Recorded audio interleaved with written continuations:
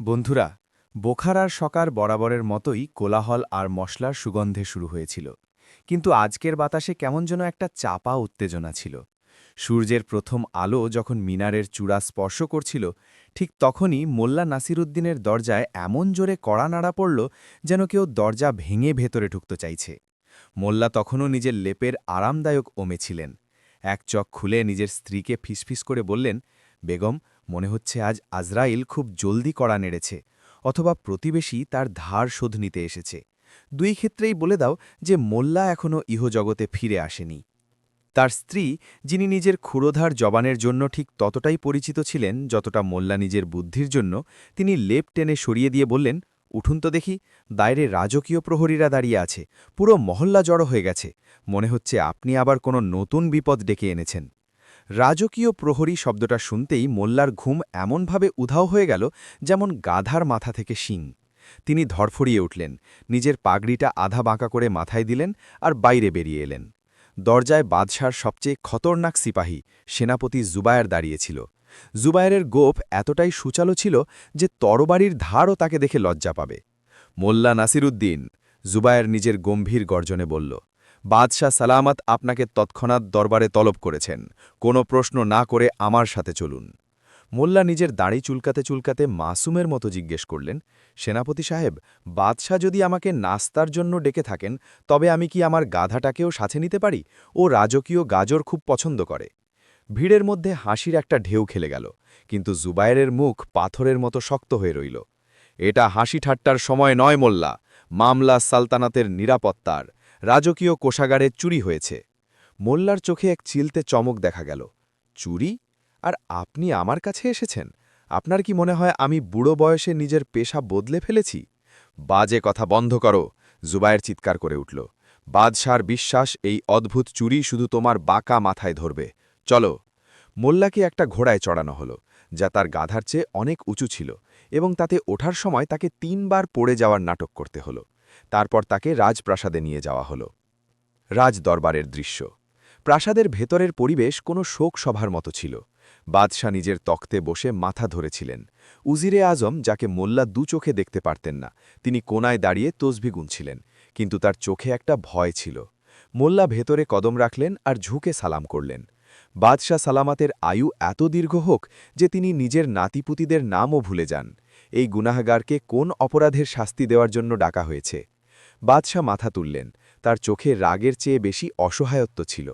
নাসিরুদ্দিন, আজ রাতে আমাদের খাস কক্ষ থেকে চুরি হয়েছে, সেই খাস কক্ষ যেখানে পাখিও ডানা ঝাপটাতে পারে না।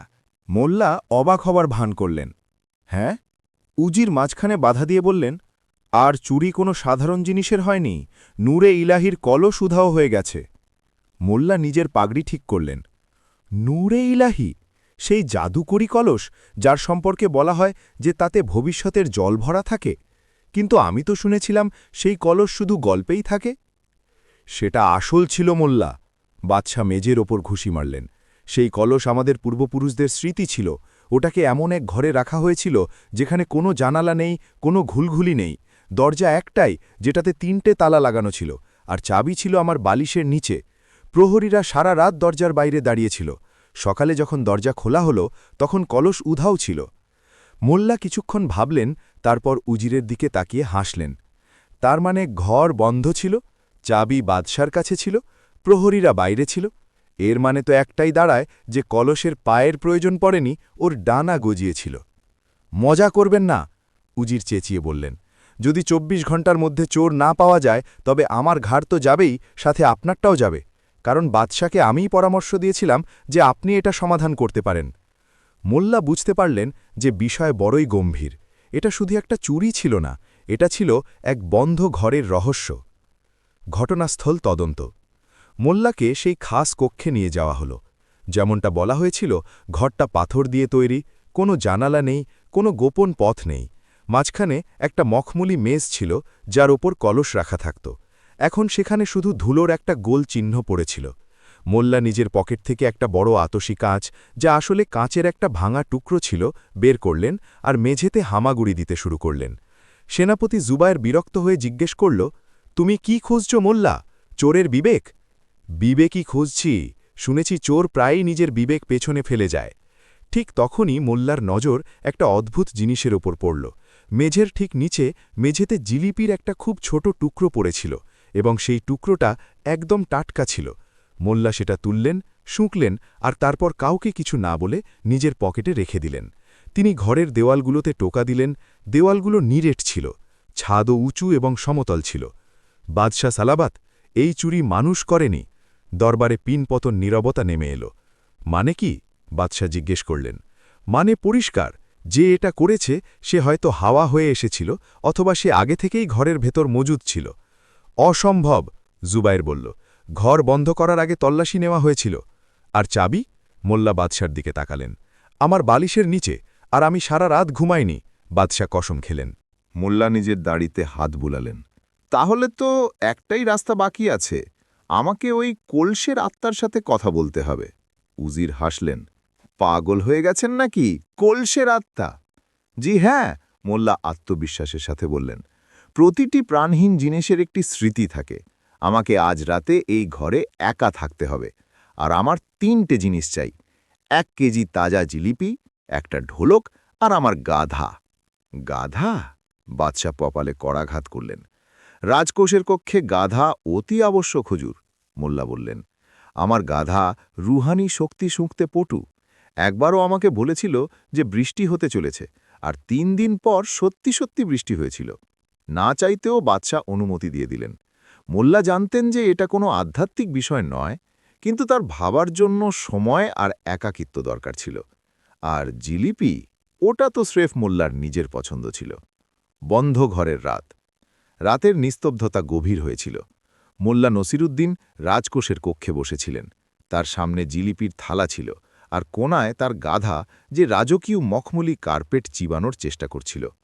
মোল্লা জিলিপির একটা টুকরো তুললেন আর সেই জায়গায় রাখলেন যেখান থেকে কলস উধাও হয়েছিল। খেয়ে নে ভাই, মোল্লা হাওয়ায় বললেন। চোর যে মিষ্টি পছন্দ করে সেটা আমি বুঝে গেছি। তিনি জানতেন যে জিলিপির সেই টুকরোটা যা তিনি পেয়েছিলেন তা কোনো সাধারণ জিলিপি ছিল না। তাতে কেশরের এক বিশেষ সুগন্ধ ছিল, যা শুধু রাজকীয় হালুইকর গফুরের দোকানেই পাওয়া যেত। কিন্তু প্রশ্ন এই যে গফুরের জিলিপি এই বন্ধ ঘরে কিভাবে এলো? গফুর কি চোর? কিন্তু ও তো এতটাই মোটা যে দরজা দিয়ে অনেক কষ্টে বেরোতে পারে। হাওয়া হয়ে আসা তো দূরের কথা। ঠিক তখনই গাধাটা নিজের কান খাড়া করল আর দরজার দিকে তাকিয়ে ডেকে উঠল। মোল্লা সজাগ হয়ে গেলেন। দরজার বাইরে প্রহরীরা ছিল, কিন্তু গাধা অন্য কিছুর দিকে ইশারা করছিল। মোল্লা মেজুতে কান পাতলেন। তিনি খুব হালকা একটা সরসর শব্দ শুনতে পেলেন, যেন কেউ মাটির নিচে হাঁটছে।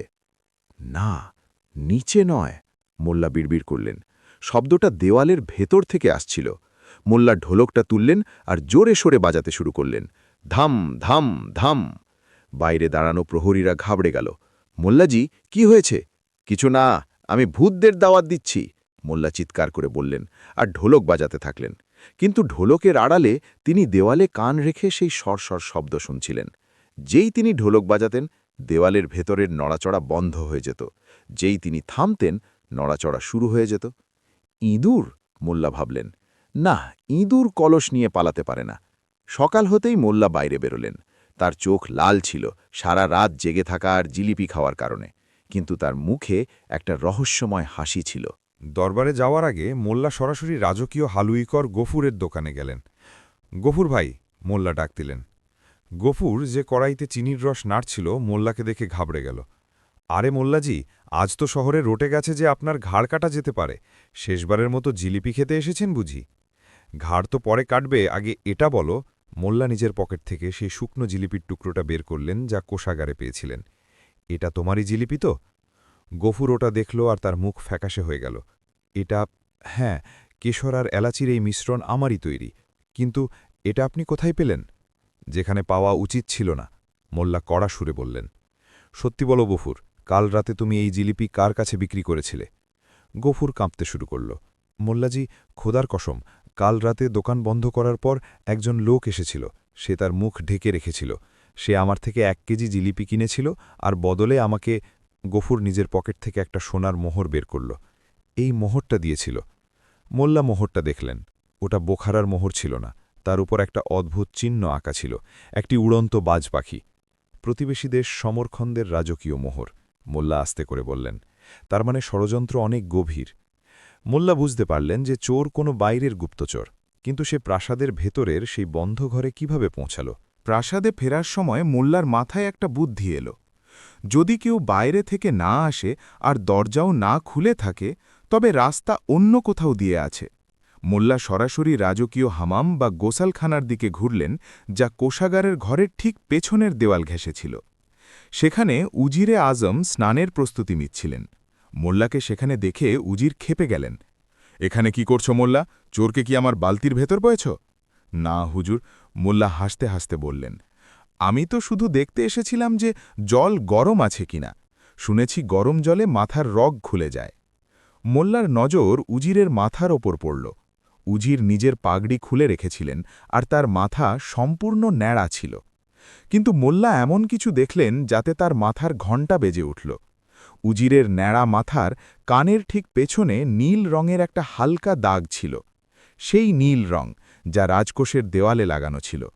মোল্লা কিছু বললেন না আর সেখান থেকে চলে এলেন। এখন তার কাছে দুটো ক্লু ছিল: গফুরের জিলিপি, যা এক সমরখানদের গুপ্তচর কিনেছিল, আর উজিরের মাথায় রাজকোষের রং। উজির আর সমরখানদের গুপ্তচর কি হাত মিলিয়েছে? কিন্তু উজির সেই ঘরে ঢুকলেন কিভাবে? দেয়াল তো নিরেট ছিল। মোল্লার পরীক্ষা। মোল্লা আবার কোষাগারের ঘরের বাইরে গেলেন। তিনি প্রহরীদের বললেন, আমার একটা লম্বা দড়ি আর একটা বিড়াল চাই। বিড়াল? জুবায়ের আবার কপালে হাত দিলেন। প্রথমে গাধা, এখন বিড়াল। মোল্লা, এটা তদন্ত নাকি চিড়িয়াখানা? নিয়ে আসুন, না হলে বাদশাকে বলে দেব যে আপনারা সহযোগিতা করেননি। মোল্লা হুমকি দিলেন। বিড়াল আনা হলো।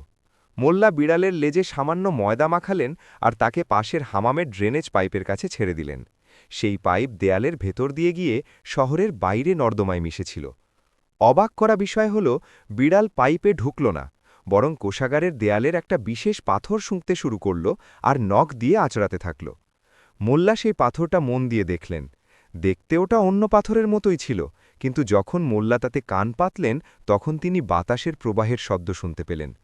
এখানে একটা গর্ত আছে, মোল্লা বিড়বিড় করলেন, কিন্তু এটা এত ছোট যে এর ভেতর দিয়ে শুধু ইঁদুর বা বিড়াল গলতে পারে, মানুষ নয়। ঠিক তখনই মোল্লার মাথায় বিদ্যুৎ খেলে গেল। তিনি বাদশার বলা কথাটা মনে করলেন। কলস উধাও ছিল, শুধু ধুলোর চিহ্ন বেঁচে ছিল। আর গফুরের ঝিলিপি। হে ভগবান! মোল্লা জোরে হেসে উঠলেন। আমি কত বড় বোকা, চোর ঘরে ঢোকেইনি। প্রহরীরা তাকে পাগল ভেবে দেখতে থাকল। মোল্লা পাগলের মতো হাসছিলেন। তাহলে কলস কিভাবে গেল? জুবায়ের জিজ্ঞেস করল। কলস যায়নি জুবায়ের ভাই, মোল্লা রহস্যময় ঢঙে বললেন। কলসকে ডাকা হয়েছিল। দরবারে রহস্যভেদ। সন্ধ্যায় দরবার আবার বসল। বাদশাহ অধীর আগ্রহে অপেক্ষা করছিলেন। বলো মোল্লা, তুমি কি চোরকে ধরেছ? হুজুর, মোল্লা বললেন, চোরকে ধরার জন্য আমাকে একটা খেলা খেলতে হবে। আমি চাই আজ রাতে আবার সেই একই পরিস্থিতি তৈরি করা হোক। কোষাগারে অন্য একটি মূল্যবান জিনিস রাখা হোক, আর এবার আমি নিজে সেই জিনিসের ওপর বসব। কেন? উজির টিটকারি দিলেন। যাতে আপনি ওটাও উধাও করতে পারেন। না উজির সাহেব, মোল্লা তার দিকে তীক্ষ্ণ নজরে তাকিয়ে বললেন, যাতে আমি সেই জাদুটাকে ধরতে পারি যা দেয়ালের ওপার থেকে চলে। আর হ্যাঁ, আমার আজ রাতের জন্য উজির সাহেবের সেই বিশেষ রেশমি পাগড়িটা চাই। উজিরের মুখ ফ্যাকাশে হয়ে গেল। আমার পাগড়ি কেন? কারণ, মোল্লা গম্ভীর গলায় বললেন, চোর রেশম খুব পছন্দ করে। মোল্লা জানতেন যে তিনি এক বিপজ্জনক খেলা খেলছেন। উজির ক্ষমতাবান ছিলেন আর সমরখন্দের গুপ্তচর কোথাও আশেপাশেই ছিল। কিন্তু মোল্লার কাছে একটা পরিকল্পনা ছিল, এমন এক পরিকল্পনা যা হয় তাকে হিরো বানিয়ে দিত অথবা ইতিহাস। রাত হল। মোল্লা আবার সেই ঘরে ছিলেন। এবার তার কাছে জিলিপি নয়, বরং একটা জাল আর 18 কৌটা ছিল। তিনি উজিরের পাগড়িটা মেঝের ওপর রাখলেন আর অন্ধকারে লুকিয়ে বসলেন। ঘণ্টা কেটে গেল। নিস্তব্ধতা এতটাই ছিল যে মোল্লা নিজের হৃৎস্পন্দন শুনতে পাচ্ছিলেন। হঠাৎ খড়খড় শব্দ, সেই একই আওয়াজ দেয়ালের ভেতর থেকে, কিন্তু এবার শব্দটা ছাদের দিক থেকে আসছিল। মোল্লা ওপরে তাকালেন। অন্ধকারে তিনি কিছু একটা ঝকঝক করতে দেখলেন। ছাদের একটা পাথর ধীরে ধীরে সরছিল। মোল্লা দম বন্ধ করে ফেললেন। কেউ কি ওপর থেকে আসছে?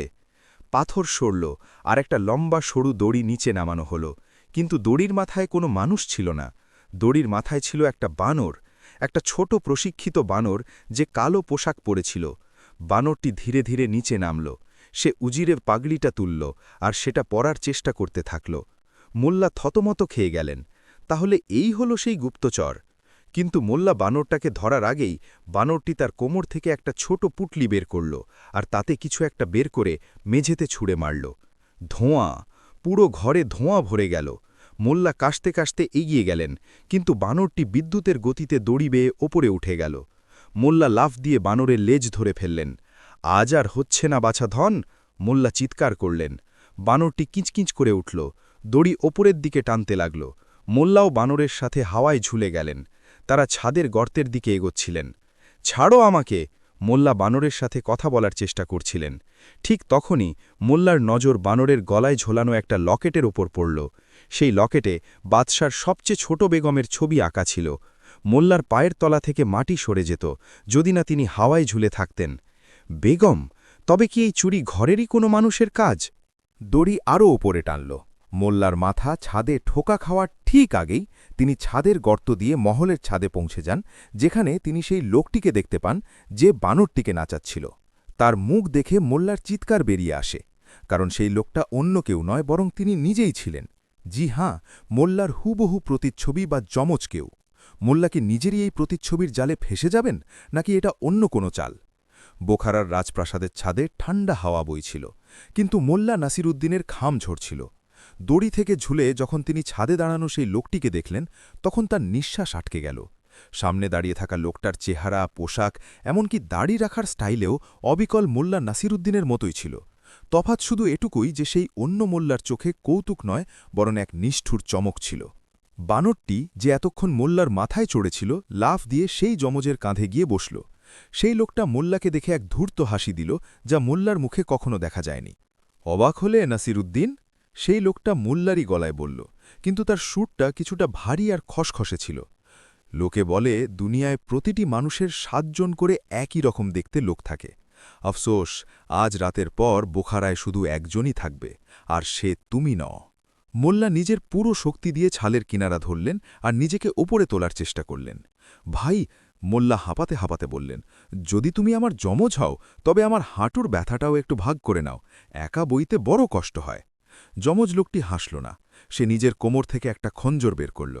তোমার শেষ কৌতুকের বই এখানেই বন্ধ হচ্ছে।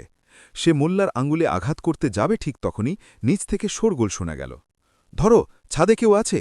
এটা সেনাপতি জুবায়েরের গলা ছিল। যমজ লোকটি থমকে গেল। সে নিচে তাকালো যেখানে মশাল জ্বলছিল। সে খঞ্জরটা ভেতরে রাখল আর মোল্লার দিকে ঝুঁকে ফিসফিস করে বলল, এই খেলা তো মাত্র শুরু হলো বুড়ো। এখন তুমি দেখবে যে মোল্লা নাসিরুদ্দিন সালতানাতকে কিভাবে বরবাদ করে। এই বলে সেই বহুরূপী নিজের পকেট থেকে একটা কালো কাপড় বের করল, নিজেকে ঢাকল আর বানরটিকে নিয়ে ছাদের অন্যদিকে অন্ধকারে ঝাঁপ দিল। তার ঝাঁপ এতটাই নিপুণ ছিল যে মোল্লা বুঝতে পারলেন এটা কোনো সাধারণ চোর নয়, বরং একজন প্রশিক্ষিত কসরতবাজ। মোল্লা অনেক কষ্টে ছাদে উঠলেন আর মেঝেতে শুয়ে দম নিতে থাকলেন। তখনই সিঁড়ির দরজা ধরাম করে খুলে গেল আর সেনাপতি জুবায়ের, উজিরে আজম এবং ১০ জন সিপাহী খোলা তলোয়ার নিয়ে সেখানে এসে হাজির হল। ওই তো, ও ওখানে! উজির মোল্লার দিকে আঙুল তুললেন। বলেছিলাম না, চোর মোল্লাই? মোল্লা তখনও হাঁপাচ্ছিলেন। তার হাত কালো হয়ে গেছিল ছাদের ঝুলকালি লেগে, আর তার পাশে সেই দড়িটা পড়েছিল যা বানরটি ব্যবহার করেছিল। সবচেয়ে খারাপ বিষয় হল, উজিরের রেশমি পাগড়ি যা বানরটি ফেলে গিয়েছিল সেটা মোল্লার পায়ের কাছে পড়েছিল।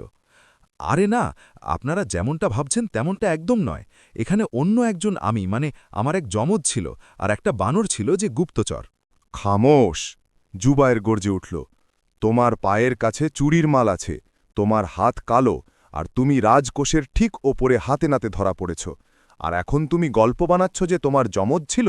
আমরা কি বাচ্চা? সেনাপতি সাহেব, মোল্লা মাসুমের মতো বললেন, যদি আমি চোর হতাম তবে কি আমি এখানে বসে আপনাদের আসার অপেক্ষা করতাম? আমি তো ওই বানরটাকে ধরতে এসেছিলাম যে উজির সাহেবের পাগড়ি পরে ফ্যাশন শো করছিল।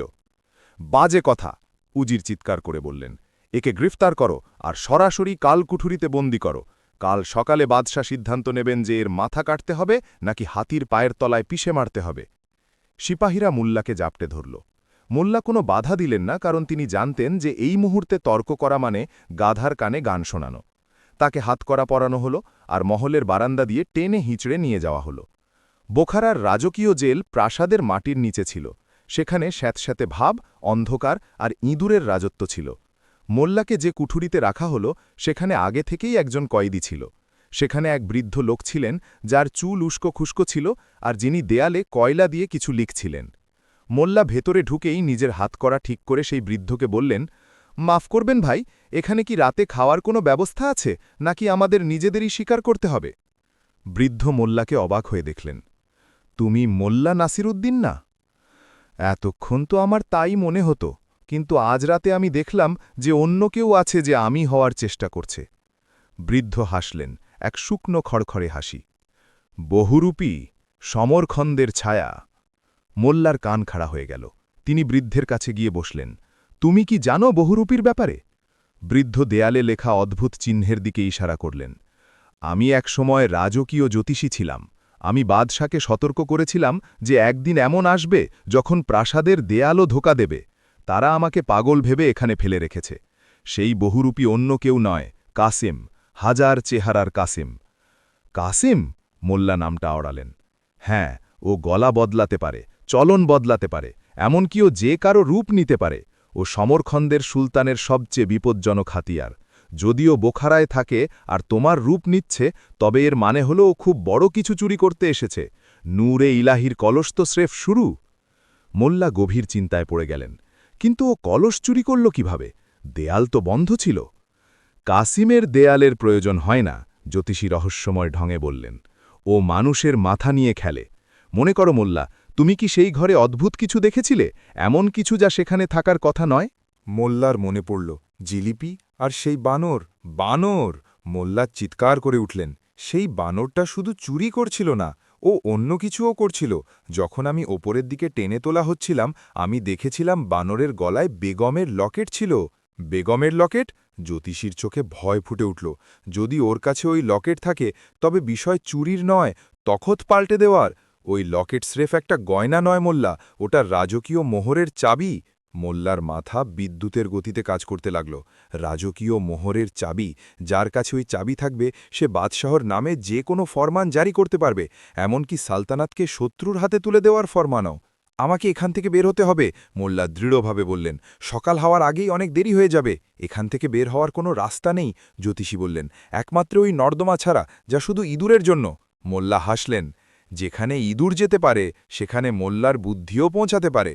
মোল্লা প্রহরীকে ডাকলেন। আরে ও ভাই, একটু এদিকে তো এসো। প্রহরী যে ঝিমোচ্ছিল সে বিরক্ত হয়ে এলো। কি হয়েছে, শুতে দে। শোনো, মোল্লা ফিসফিস করে বললেন, তুমি কি জানো আমাকে এখানে কেন আনা হয়েছে? চুরির জন্য। প্রহরী সোজাসাপটা জবাব দিল। না মূর্খ, আমি বাদশাহর গোপন গুপ্তচর। এই গ্রেপ্তার হওয়া তো সিরেফ একটা নাটক, যাতে আমি জেলে লুকিয়ে থাকা আসল গাদ্দারকে ধরতে পারি, আর আমি ওকে ধরে ফেলেছি। মোল্লা ঘুমন্ত জ্যোতিষীর দিকে ইশারা করলেন, যে তখন নাক ডাকছিল। প্রহরী ধন্ধে পড়ে গেল। মোল্লার কথায় এক অদ্ভুত আত্মবিশ্বাস ছিল। সত্যি? একদম। এখন জলদি দরজা খোলো, আমাকে বাদশাহকে রিপোর্ট দিতে হবে। আর দেরি হয় আর গাদ্দার পালিয়ে যায়, তবে বাদশাহ তোমার ছাল ছাড়িয়ে নেবেন। ইতস্তত করে প্রহরী বলল, কিন্তু চাবি তো জেলার সাহেবের কাছে। তাহলে তাকে ডাকো, মোল্লা আদেশ দিলেন। জেলার এলো। সে এক মোটা আর কর্কশ লোক ছিল। সে মোল্লার কথায় বিশ্বাস করল না। চুপচাপ বসে থাকো মোল্লা, না হলে চাবুক পড়বে। মোল্লা দেখলেন সোজা আঙুলে ঘি উঠবে না। তিনি নিজের পকেট হাতড়ালেন, যা সৌভাগ্যবশত তল্লাশিতে পুরোপুরি খালি করা হয়নি। তিনি এক ছোট শুকনো লঙ্কার টুকরো পেলেন। মোল্লা পরিকল্পনা করলেন। তিনি নিজের কুঠুরির ভেতর চিৎকার শুরু করে দিলেন, সাপ সাপ বাঁচাও! জেলার আর প্রহরী হন্তদন্ত হয়ে ছুটে এলো। তারা কুঠুরির দরজা খুলল। কোথায় সাপ? ওই কোনায়। মোল্লা অন্ধকারের দিকে ইশারা করলেন। যেই জেলার আর প্রহরী ঝুঁকল, মোল্লা সেই শুকনো লঙ্কা নিজের হাতের তালুতে পিষে ফুঁ দিয়ে তাদের চোখের দিকে উড়িয়ে দিল। আহ, আমার চোখ! জেলার চিৎকার করে উঠল। এক হট্টগোল শুরু হয়ে গেল। মোল্লা চটজলদি কুঠুরি থেকে বাইরে লাফ দিলেন, জেলারের কোমর থেকে চাবির গোছা ছিনিয়ে নিলেন, আর প্রধান দরজার দিকে ছুটলেন। পেছনে গালি আর চিৎকারের শব্দ আসছিল, কিন্তু মোল্লা থামলেন না। তিনি জানতেন যে তিনি মহলের প্রধান দরজা দিয়ে বেরোতে পারবেন না, তাই তিনি সেই রাস্তাটা বেছে নিলেন যা থেকে সবচেয়ে কম আশা করা যেত, রাজকীয় রান্নাঘর। রাতের এই সময়ে রাজকীয় রান্নাঘরে পরের দিনের ভোজের প্রস্তুতি চলছিল। রাঁধুনিরা আটা আর মশলার মাঝে ব্যস্ত ছিল। মোল্লা, যিনি এখন একটা সিপাহীর পোশাক, যা তিনি পথে এক ঘুমন্ত প্রহরীর থেকে ধার করেছিলেন, পরেছিলেন, রান্নাঘরে ঢুকলেন। সরো সরো! মোল্লা ভারী গলায় বললেন, বাদশাহ সালামাত রাজকীয় হালুয়া পরীক্ষার হুকুম দিয়েছেন, নিরাপত্তার বিষয় আছে। রাধুনীরা মোল্লাকে ভয় পেয়ে রাস্তা দিয়ে দিল। মোল্লা সোজা সেই জায়গায় পৌঁছালেন যেখান থেকে আবর্জনা বাইরে ফেলার জন্য একটা বড় ঢালু পথ তৈরি করা ছিল। এই ঢালু পথ সরাসরি মহলের পেছনের এক খাদের ভেতর খুলত। এক মুহূর্ত দেরি না করে মোল্লা সেই পিছলি পথে শুয়ে পড়লেন আর ইয়া খোদা বলে নিচে পিছলে গেলেন। তিনি সবজির খোসা আর বাসি রুটির স্তূপের ওপর গিয়ে পড়লেন। দুর্গন্ধময়, কিন্তু তিনি তখন স্বাধীন। এখন মোল্লা প্রাসাদের বাইরে ছিলেন, কিন্তু শহর এখনও বিপদে ছিল। তাকে সেই কাসিমকে খুঁজে বের করতে হতো। তার মনে পড়ল কাসিম মোল্লার রূপে ছাদে ছিল। সে নিশ্চয়ই এখনও মহলের আশেপাশেই কোথাও লুকিয়ে থাকবে, অথবা শহরে মোল্লার বদনাম করছে। মোল্লা নিজের বাড়ির দিকে যেতে পারতেন না, সেখানে নিশ্চয়ই প্রহরা থাকবে। তিনি সরাইখানার দিকে এগোলেন, যেখানে ভিনদেশীরা থাকত। তার সন্দেহ ছিল সমরখন্দের গুপ্তচর সেখানেই কোথাও থাকবে। ছদ্মবেশ ধারণ করার জন্য মোল্লা একটা ছেঁড়া কম্বল গায়ে দিলেন আর এক ভিখারির অভিনয় করতে থাকলেন। সরাইখানার কাছে পৌঁছে তিনি দেখলেন একটি ঘরের জানালায় এখনও আলো জ্বলছে। মোল্লা চুপি চুপি জানালা দিয়ে উকি দিলেন। ভেতরের দৃশ্য দেখে তার হোশ উড়ে গেল। সেখানে সেই কাসিম বসেছিল, যে এখন মোল্লার পোশাক খুলে নিজের আসল রূপে ছিল, এক রোগা চতুর চেহারার লোক।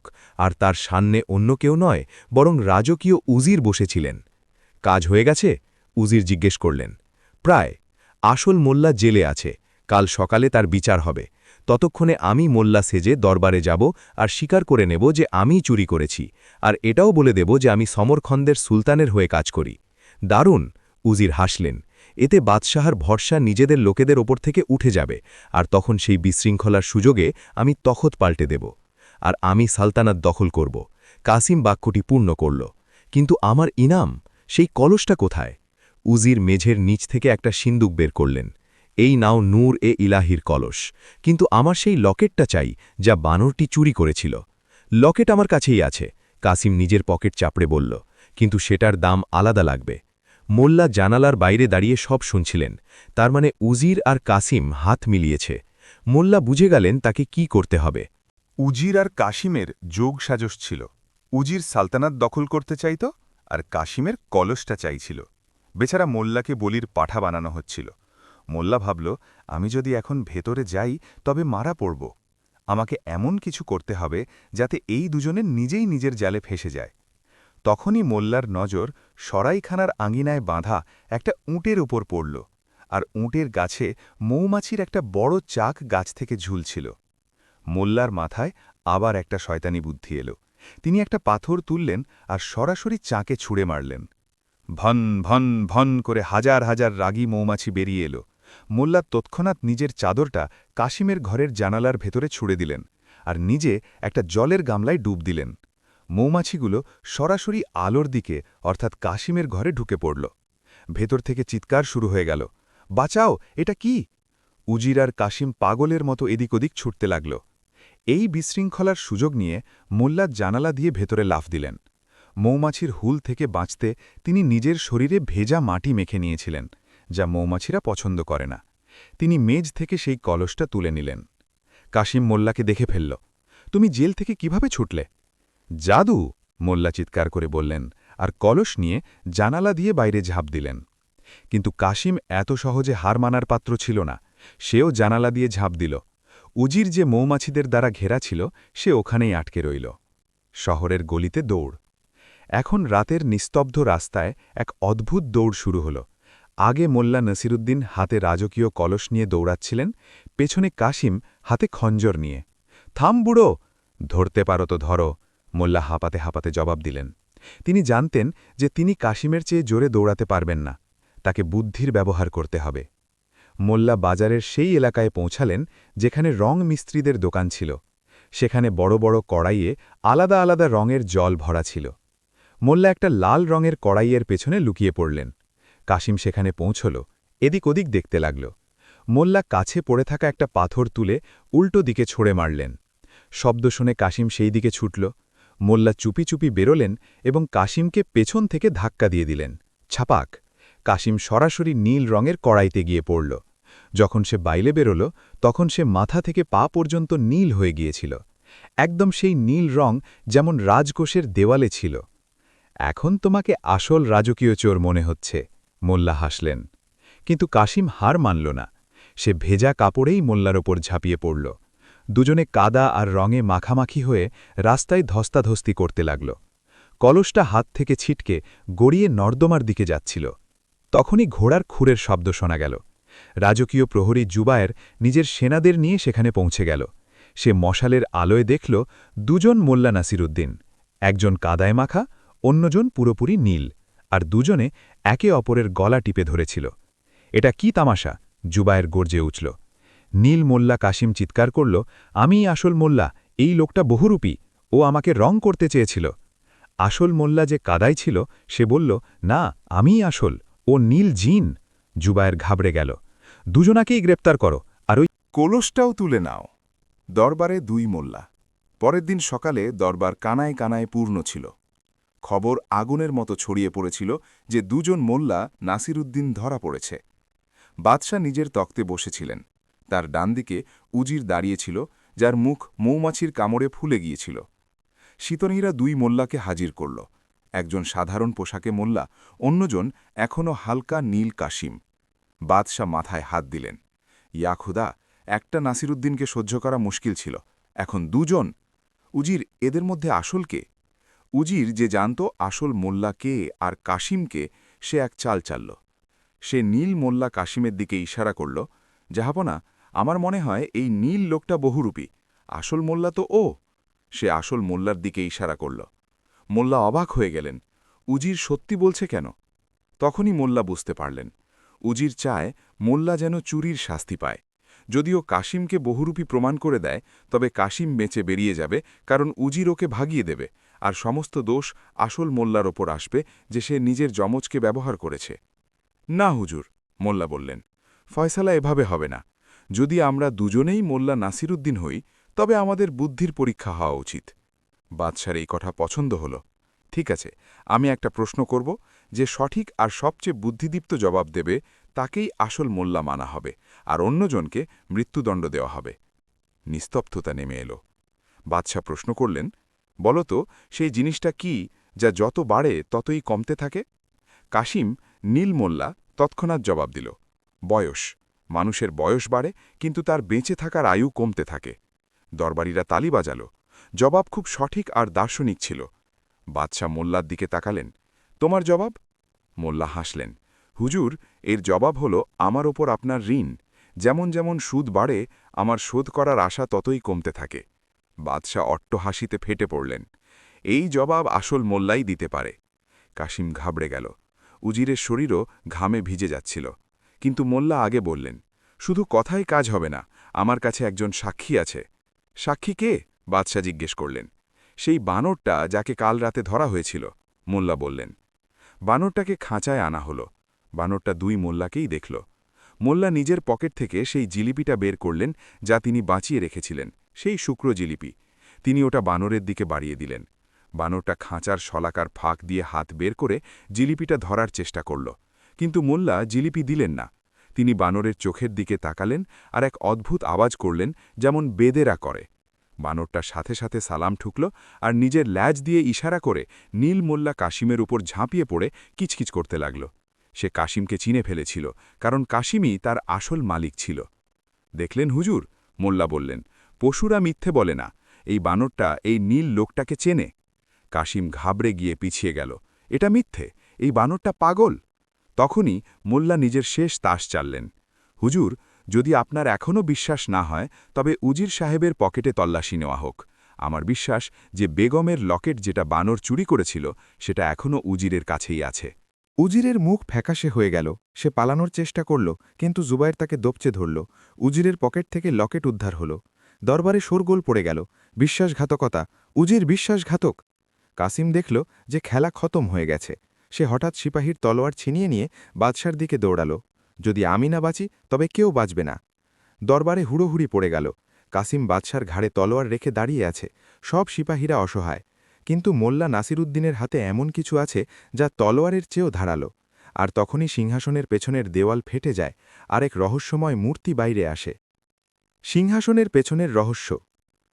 কল্পনা করুন এক বাদশা যার ঘাড়ে তলোয়ার আছে, এক দরবার যারা দম বন্ধ করে দেখতে বাধ্য হচ্ছে, আর এক মোল্লা যে নিজের প্রাণ বাঁচানোর জন্যে নয় বরং সেই তলোয়ারের ধারে ঝুলে থাকা একটা মাছিকে বাঁচানোর জন্যে বিতর্ক করছে। হ্যাঁ, বোখারার দরবারে মরণ খেলা চলছে। কাসিম যে হাজার চেহারার শয়তান, এখন কোনো নিয়ম মানে না। কিন্তু তখনই সিংহাসনের পেছনের দেওয়াল ধামাকা করে ফেটে যায়। ধুলোর আড়াল থেকে যে বাইরে আসে সে না তো ফেরেশতা আর না তো জল্লাদ, বরং সে এক এমন রহস্য যাকে বোখারার ভিতের নিচে ১০০ বছর আগে দাফন করে দেওয়া হয়েছিল। দরবারে খাসে নিস্তব্ধতা এতটাই গভীর ছিল যে যদি কোনো পিঁপড়ের হৃৎপিণ্ডও স্পন্দিত হতো তবে তার আওয়াজ পরিষ্কার শোনা যেত।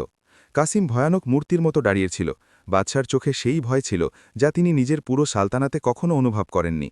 উজিরে আজম যে এখন পুরোপুরি মুখোশহীন হয়ে গিয়েছিল, সে কুটিলভাবে হাসছিল। মোল্লা নাসিরুদ্দিনের বুদ্ধিমত্তা যে কোনো তলোয়ারের চেয়েও তেজ জ্বলছিল। থাম কাসিম, জুবায়ের চিৎকার করে তলোয়ার তাক করল। কাসিম হাসল। পিছিয়ে যাও জুবায়ের, আমাকে রাস্তা দাও মহলের বাইরে পর্যন্ত, আর একটা তেজ ঘোড়া, আর হ্যাঁ, ওই কলসটাও চাই। মোল্লা নাসিরুদ্দিন নিজের দাড়ি চুলকে খুব শান্ত স্বরে বললেন, ভাই কাসিম, একটা ছোট্ট সমস্যা আছে। তুমি ঘোড়া তো নিয়ে নেবে, কিন্তু কলসটা তো খালি, ওতে জিলিপির রস ছাড়া কিছু ছিল না। আর বাদশার ঘাড় কাটার কথা ভাবছ?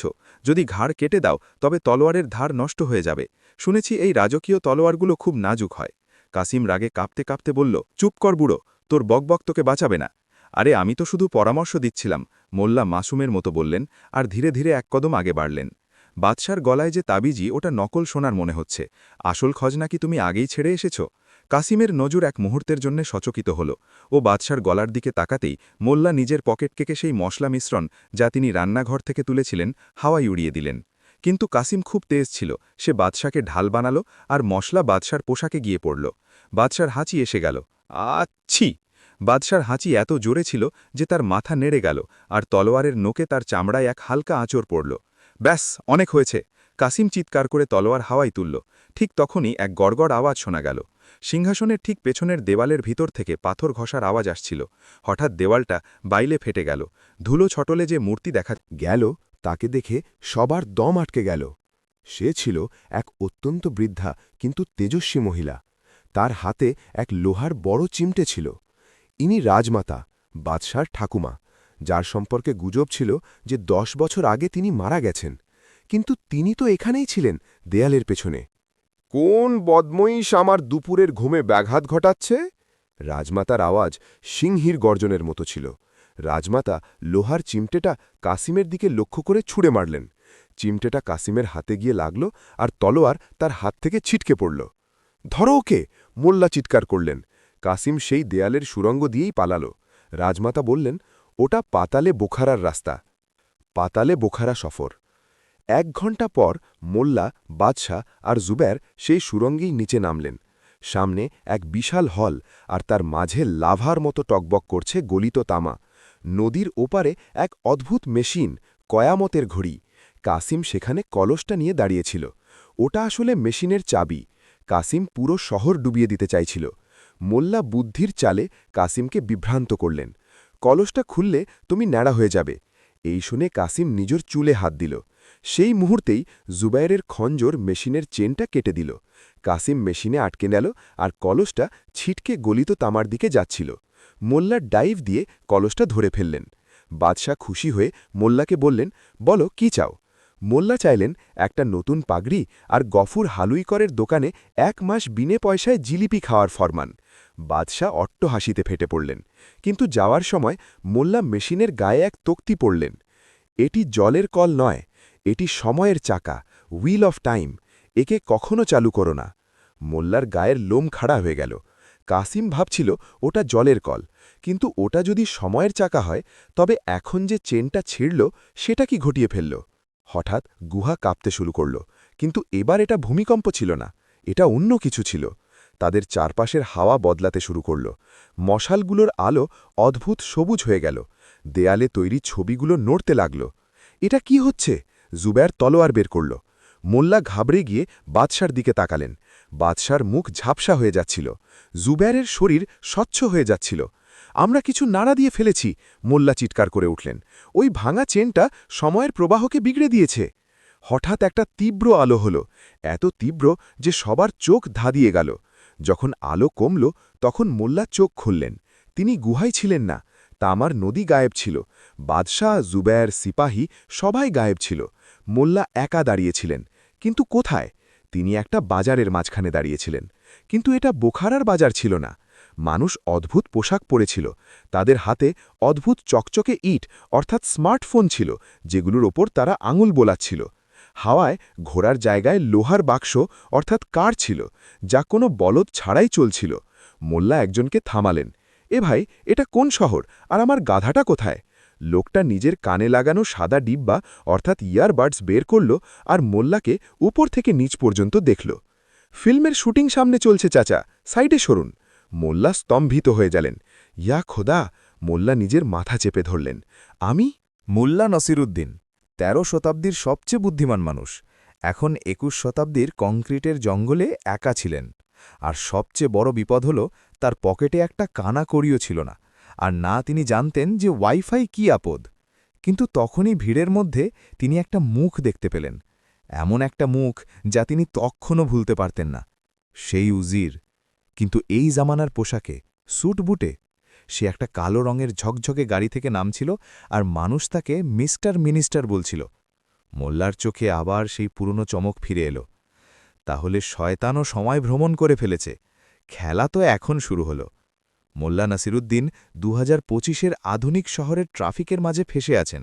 একজন পুলিশওয়ালা তার চালান কাটতে আসছে, কারণ তার কাছে গাধার লাইসেন্স নেই। আর ওদিকে উজির আজকের যুগের এক বড় নেতা হয়ে উঠেছে, যে প্রাচীন অস্ত্রের পাচার করছে। মোল্লা কি ইন্টারনেট ছাড়াই উজিরকে হারাতে পারবেন? সময় বদলে গেছে, কিন্তু মোল্লার বুদ্ধি কি ২১ শতাব্দীর প্রযুক্তির ওপর ভারী পড়বে?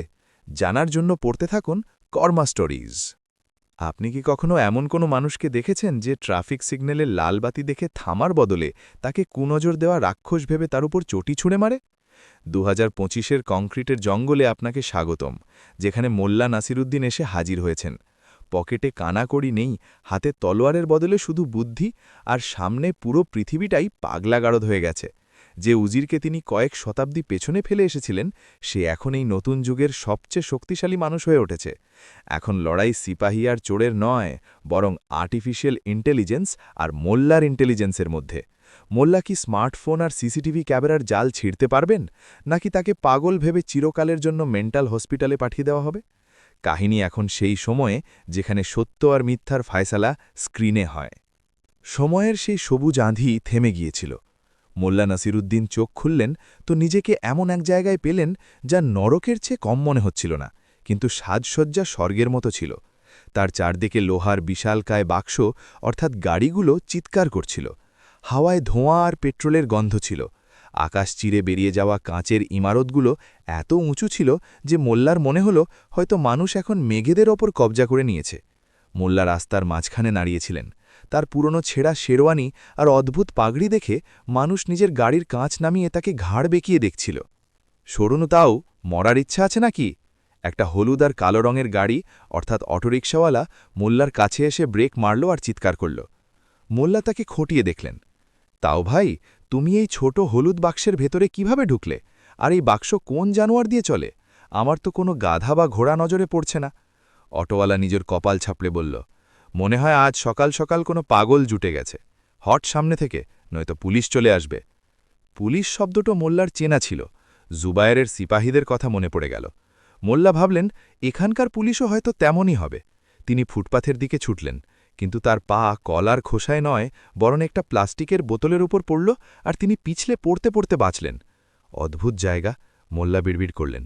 জমিনও পাথরের, কিন্তু তাতে ঘাস নয়, ময়লা জন্মায়। তখনই সামনে একটা বড় স্ক্রিন অর্থাৎ বিলবোর্ডে একটা ভিডিও চলতে লাগল। তাতে একটা লোক নাচছিল আর মানুষ তাকে দেখছিল। মোল্লা ঘাবড়ে গেলেন। আরে বাপরে, ওই দেওয়ালের ভেতরে মানুষ বন্দি আছে, ওকে বাইরে বের করো। পাশ দিয়ে যাওয়া এক কলেজ পড়ুয়া ছেলে মোল্লার কথা শুনল আর হেসে ফেলল। তার কানে সাদা রঙের ডান্ডি অর্থাৎ ইয়ারবাডস ছিল। আঙ্কেল, আপনি কি প্র্যাঙ্ক ভিডিও শ্যুট করছেন? ছেলেটা নিজের ফোন বের করে মোল্লার রেকর্ডিং শুরু করে দিল। আপনার গেটআপ তো দারুণ সলিড, একদম আসল মোল্লা নাসিরুদ্দিন মনে হচ্ছে। মোল্লা সেই ছেলের হাতে ওই চকচকে কাঁচের টুকরো অর্থাৎ স্মার্টফোন দেখলেন। তাতে মোল্লা নিজেরই মুখ দেখতে পেলেন। এই জাদুই আয়না তোমার কাছে কোত্থেকে এলো? মোল্লা ছেলের হাত ধরে ফেললেন। তুমি কি কোনো জাদুকরের শিষ্য? ছেলের নাম ছিল রোহান। তার মনে হলো যে এটা কোনো মেথড অ্যাক্টর যে নিজের চরিত্রে পুরোপুরি ঢুকে গেছে। রোহানের মজা লাগতে শুরু করল। হ্যাঁ বাবা, আমি জাদুকর, এটা অ্যাপেলের জাদু। আপেলের জাদু? মোল্লা অবাক হয়ে জিজ্ঞেস করলেন।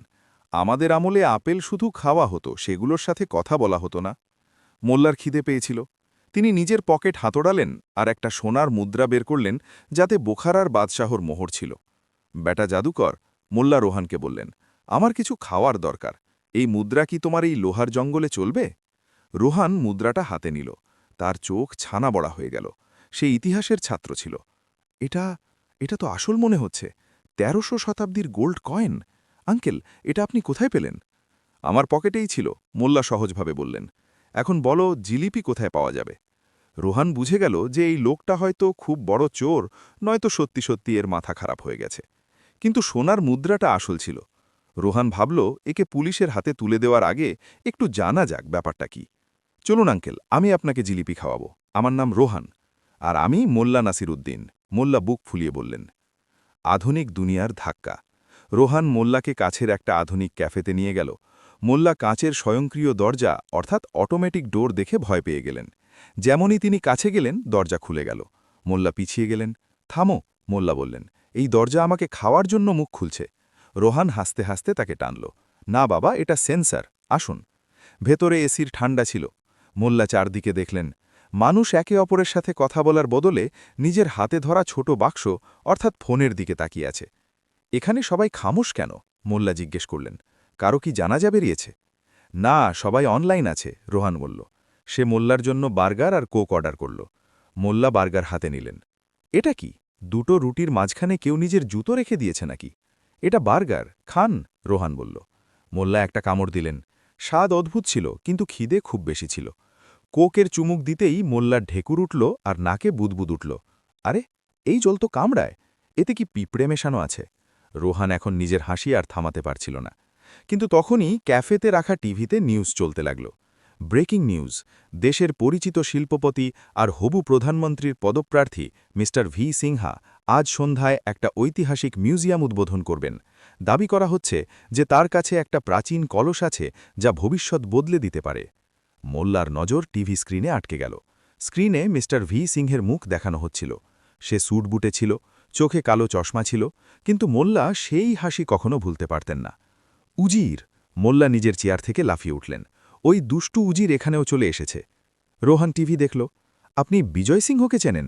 উনি তো দেশের সবচেয়ে ধনী মানুষ। টেকনোলজি কিং মানা হয় ওনাকে।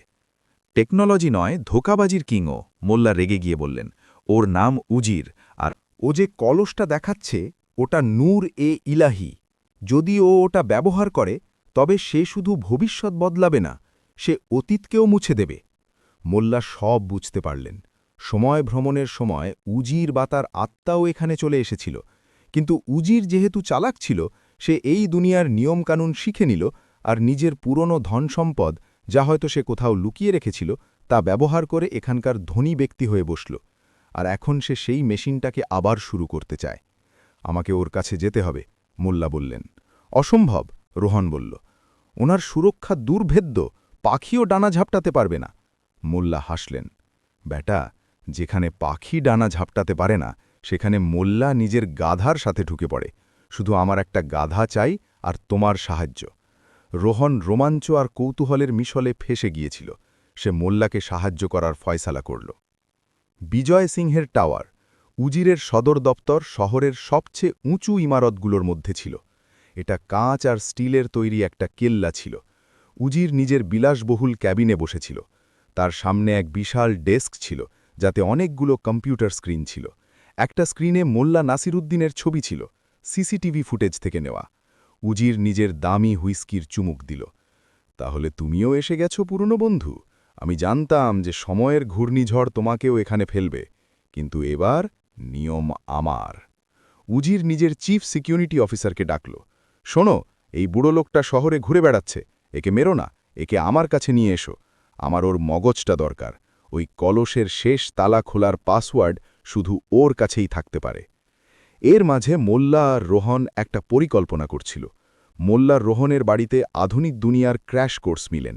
তিনি শিখলেন যে ক্রেডিট কার্ড কি হয়, জাদুই প্লাস্টিক, ইন্টারনেট কি, হাওয়ায় ওড়া খবর, আর সবচেয়ে জরুরি সেলফি কি? তাহলে মানুষ নিজেরই ছবি তুলে খুশি হয়? মোল্লা মাথা নাড়লেন। আমাদের আমলে একে আত্মমুগ্ধতার রোগ বলা হতো, এখানে একে ফ্যাশন বলে। পরিকল্পনা এই ছিল, আজ রাতে উজির এক গ্র্যান্ড পার্টি দিচ্ছে। মোল্লা সেখানে একজন বিদেশি আধ্যাত্মিক গুরু হয়ে যাবেন। রোহন নিজের কলেজের ড্রামা গ্রুপ থেকে কিছু জামাকাপড় আর নকল দাড়ি নিয়ে এলো। মোল্লা এখন বাবা বুম বুম হয়ে উঠেছিলেন। টাওয়ারের ব্যাঙ্কুয়েট হলে শহরের ধনীরা জমা হয়েছিল। বিজয় সিংহ স্টেজে দাঁড়িয়ে ভাষণ দিচ্ছিল। দেবী ও সজ্জনগণ, বিজয় সিংহ মাইকে বলল, আজ আমি আপনাদের এমন জিনিস দেখাবো যা বিজ্ঞানকে চ্যালেঞ্জ জানায়। তখনই হলের দরজা খুলল আর মোল্লা নাসিরুদ্দিন বাবা বুম বুম সেজে প্রবেশ করলেন। রোহন তার শিষ্য হয়ে সাথে ছিল। মোল্লা হাতে একটা টয়লেট ব্রাশ ধরে রেখেছিলেন, যেটাকে তিনি সোনার রঙে রাঙিয়ে নিয়েছিলেন, আর সেটাকে রাজদণ্ডের মতো ধরেছিলেন। নিরাপত্তারক্ষীরা তাদের আটকাল। থামুন, আমন্ত্রণপত্র বা ইনভাইট কোথায়? মোল্লা নিরাপত্তারক্ষীকে ওপর থেকে নিচ পর্যন্ত দেখলেন আর গম্ভীর স্বরে বললেন, মূর্খ প্রাণী, আমি হিমালয়ের সেই শৃঙ্গ থেকে এসেছি যা গুগল ম্যাপেও দেখা যায় না। আমার নিয়ন্ত্রণের নয়, বরং মহাকাশের অনুমতি প্রয়োজন হয়। তুমি কি চাও যে আমি তোমাকে একটা ব্যাঙে বদলে দিই? মোল্লা নিজের গোল্ডেন টয়লেট ব্রাশ হাওয়ায় ঘোরালেন। নিরাপত্তারক্ষী যে কুসংস্কারাচ্ছন্ন ছিল সে ঘাবড়ে গেল। সে মোল্লাকে ভেতরে যেতে দিল। হলে পৌঁছেই মোল্লা দেখলেন যে উজির একটা কাঁচের বক্সে সেই কলসটাকে প্রদর্শন করছে, কিন্তু কলসটা অসম্পূর্ণ মনে হচ্ছিল। মোল্লা ভিড় চিরে সরাসরি স্টেজের কাছে পৌঁছালেন। বিজয় সিংহ, মোল্লা নিজের আসল গলায় ডাকলেন। পুরনো অভ্যাস যায় না, না চুরির না মিথ্যার। হলে নিস্তব্ধতা ছেয়ে গেল। সিংহ মোল্লাকে দেখল আর হাসল। স্বাগত বাবা, বিজয় সিংহ ব্যঙ্গ করল। আমি তোমারই অপেক্ষা করছিলাম। সে ইশারা করল। হঠাৎ ছাদ থেকে একটা লোহার খাঁচায় নিচে পড়ল, আর মোল্লা ও রোহন তার ভেতরে বন্দী হয়ে গেলেন। ভিড় তালি বাজাল। তাদের মনে হল এটা কোনো জাদুর শো। বোকা মানুষ, মোল্লা ভিড়কে দেখে বললেন, এদের খাঁচায় বন্দি সিংহ আর মানুষের মধ্যে কোনো তফাত মনে হয় না, শুধু তামাশা চাই। সিংহ খাঁচার কাছে এলো। মোল্লা, এটা 2025, এখানে বুদ্ধির চেয়ে বেশি অ্যালগোরিদম চলে। এই কলসটাকে সক্রিয় করার জন্য আমার তোমার বায়োমেট্রিক স্ক্যানের দরকার ছিল, তোমার চোখের মনির স্ক্যান। সে একটা লেজার মেশিন মোল্লার দিকে করল। বিপ বিপ, স্ক্যান পুরো হলো। কাচের বক্সে রাখা কলসে হঠাৎ আলো জ্বলে উঠল। ওটা সক্রিয় হয়ে গেল। এখন সিংহ ঘোষণা করল, আমি ইতিহাসকে আবার নতুন করে লিখব। আমি ফিরে গিয়ে বুখারার সুলতান হব, আর তুমি এখানেই এই খাঁচায় পচবে। সিংহ কলস নিয়ে সেখান থেকে বেরিয়ে গেল। সে ইমারতের ছাদের দিকে বাড়ল, যেখানে তার ব্যক্তিগত হেলিকপ্টার দাঁড়িয়েছিল। তাকে শহরের বাইরে সেই জায়গায় যেতে হতো যেখানে সে সময় মেশিন লুকিয়ে রেখেছিল। এখন আমরা কি করব? রোহন ঘাবড়ে গেল। আমরা ফেঁসে গেছি। মোল্লা খাঁচার শলাকাগুলো দেখলেন। রোহন বেটা, তুমি বলেছিলে যে এই ইমারত পুরোপুরি স্মার্ট, মানে সবকিছু কম্পিউটার দিয়ে চলে। হ্যাঁ, রোহন বলল। তাহলে কি তুমি এই ইমারতকে পাগল করতে পারো? মোল্লা জিজ্ঞেস করলেন। মানে আমি যদি তোমাকে আমার সেই সোনার মুদ্রাটা দিই, তবে কি তুমি সেটাকে ওই ইলেকট্রনিক তালার সার্কিটে ফাঁসিয়ে শর্ট সার্কিট করতে পারো? রোহন বুঝে গেল। খাঁচার তালা ইলেকট্রনিক ছিল। রোহন নিজের পকেট থেকে একটা পেন বের করল, সেটা খুলল, আর মোল্লার দেওয়া মুদ্রাটাকে তালার প্যানেলের কাছে নিয়ে গিয়ে শর্ট সার্কিট করার চেষ্টা করল। ফুলকি বেরোল। ইমারতের ফায়ার অ্যালার্ম বেজে উঠল। হুট হুট হুং। জলের ফোয়ারা, স্প্রিংকলার চালু হয়ে গেল। পুরো পার্টিতে হুড়োহুড়ি পড়ে গেল। মানুষ পালাতে লাগল। এই গোলমালের মাঝেই খাঁচার দরজা খুলে গেল। পালাও, মোল্লা চিৎকার করলেন। তারা লিফটের দিকে ছুটলেন, কিন্তু লিফট বন্ধ করে দেওয়া হয়েছিল। সিঁড়ি, মোল্লা বললেন, আমার হাঁটু আজ আমাকে খুব অভিশাপ দেবে। তারা 50 তলা নিচে নয়, বরং ছাদের দিকে ছুটলেন। মোল্লা জানতেন যে উজির হেলিকপ্টারে পালাবে। যখন মোল্লা আর রোহন ছাদে পৌঁছালেন, হেলিকপ্টারের পাখা ঘুরতে শুরু করেছিল। হাওয়া এত তেজ ছিল যে মোল্লার পাগড়ি উড়ে গিয়ে দূরে পড়ল। থামো উজির, মোল্লা হাওয়ার শব্দের মাঝে চিৎকার করলেন। উজির হেলিকপ্টারের ভেতরে বসেছিল। সে মোল্লাকে দেখল আর হাত নেড়ে বিদায় জানাল। হেলিকপ্টার মাটি ছাড়তে লাগল। মোল্লা এদিক ওদিক দেখলেন। ছাদে পরিষ্কার করার একটা মেশিনের দড়ি ঝুলছিল। মোল্লা না ভেবেই দড়ির এক মাথা ধরলেন আর দৌড়ে গিয়ে হেলিকপ্টারের ল্যান্ডিং গিয়ারের পায়দান আঁকড়ে ধরলেন। আঙ্কেল, রোহন চিৎকার করল। মোল্লা হেলিকপ্টারের নিচে ঝুলে পড়লেন। হেলিকপ্টার হাওয়ায় উপরে উঠল আর শহরের আলোর ওপর দিয়ে উড়তে লাগল।